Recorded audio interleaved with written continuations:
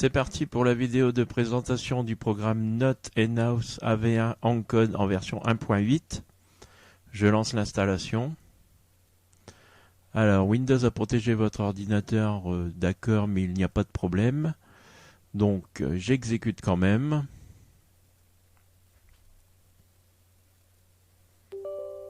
Oui. Alors, j'accepte Next. Next. Next. Installe.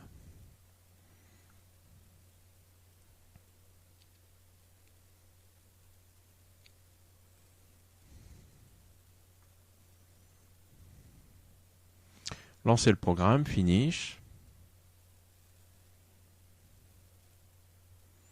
Et nous voici dans celui-ci. Alors j'ai prévu comme exemple une vidéo de présentation que j'ai déjà créée. Donc source, je vais la sélectionner, je vais faire single file. Bureau, je prends mon fichier.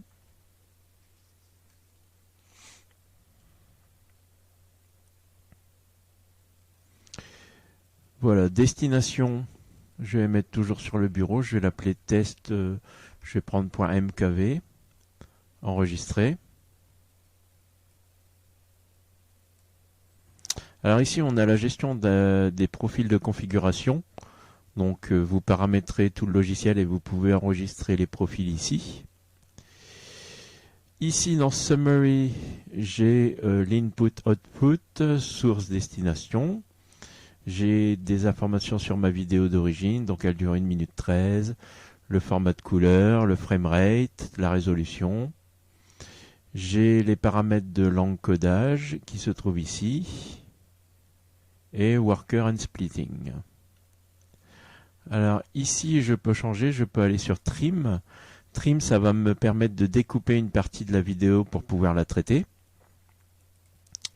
Dans Filter, je peux recadrer la vidéo, je peux la redimensionner, je peux désentrelacer et je peux effectuer une rotation. Donc si j'active par exemple rotation, je peux faire une rotation de 90 degrés, 180 ou 270 degrés. Dans vidéo, j'ai le choix de l'encodeur, donc j'ai AOMENC, RAV1E, SVT-AV1 ou encore du WP9.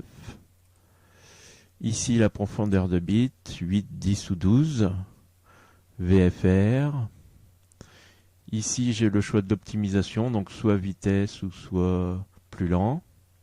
Le nombre de passes, 1 ou 2. Ici j'ai le choix d'une qualité constante ou encore directement avec un bitrate. Dans audio, j'ai le choix de l'audio, donc le codec, on a l'Opus, la C3, la AC, le MP3 ou tout simplement faire une copie audio.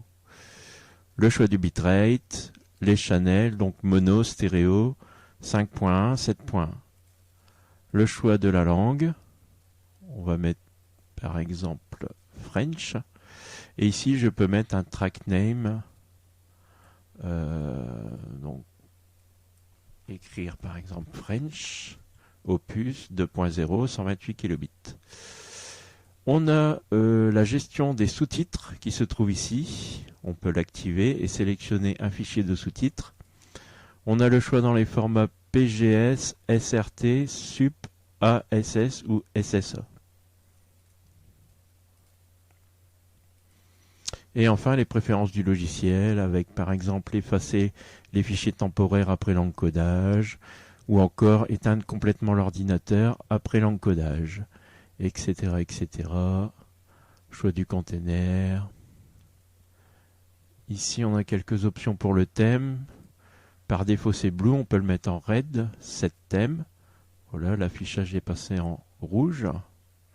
On a un dark mode, pour ceux qui préfèrent les tons noirs, set thème. Je vais remettre d'origine, light, set thème. Et donc voilà, vous n'avez plus qu'à cliquer sur Start Encode.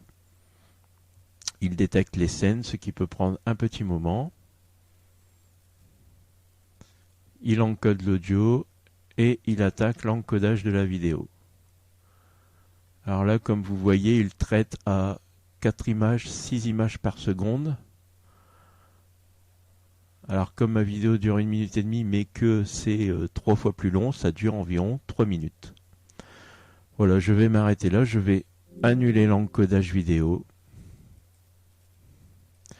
Voilà, c'est tout pour cette présentation de vidéo. Un petit message pour finir. Alors non, je ne vais pas vous inciter à vous abonner à notre chaîne YouTube. Je ne vais pas vous inciter à mettre des j'aime sur nos vidéos. Encore moins à vous inscrire sur notre page Facebook ou notre compte Twitter. Par contre, je vais vous inciter à vous inscrire sur notre forum à l'adresse www.toutes-les-solutions.fr. L'inscription est gratuite, l'utilisation aussi. Vous pourrez poser autant de questions que vous voulez sur l'environnement Windows, GNU Linux ou encore macOS, et aussi tout ce qui est mobile, genre Android ou iOS. Bonne journée à vous!